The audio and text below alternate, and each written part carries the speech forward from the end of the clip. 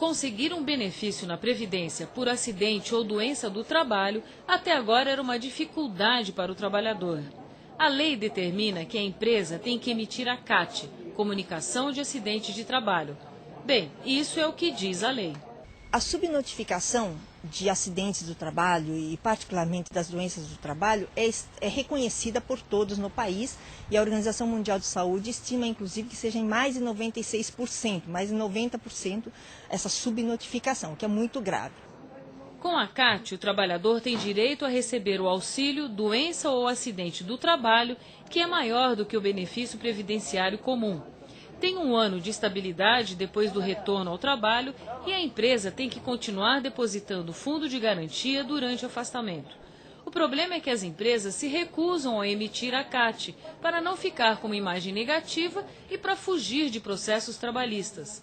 Até agosto desse ano, sem a CAT, era sempre o trabalhador que tinha que provar a relação entre a doença e o trabalho.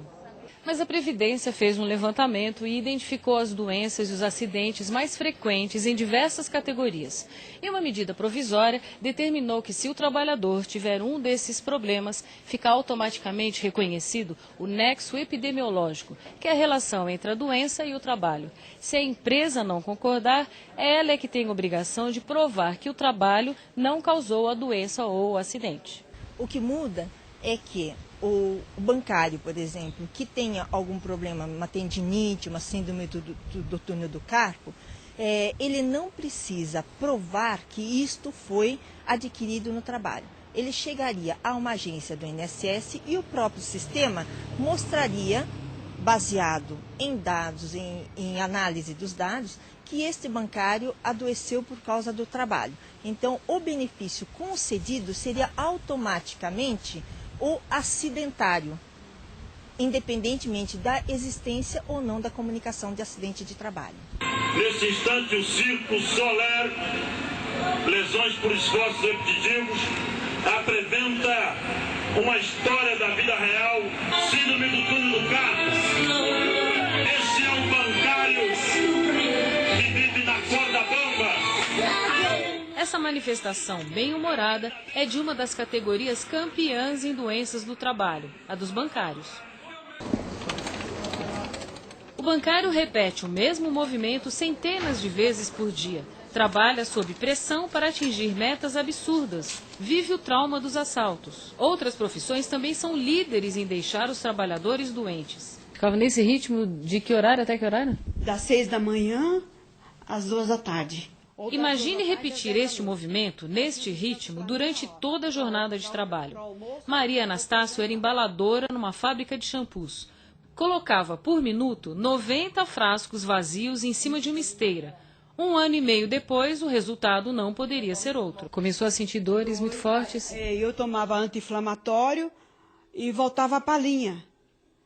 Tomava mais anti-inflamatório, passava alguns minutinhos no ambulatório, o médico do trabalho amenizava e mandava voltar para a linha. Por causa das dores causadas pelos movimentos repetitivos, ela foi afastada da linha e passou por vários setores na fábrica. Não adiantou. As dores continuavam demais, aí eu tive que me afastar e aí que eu fiz a cirurgia.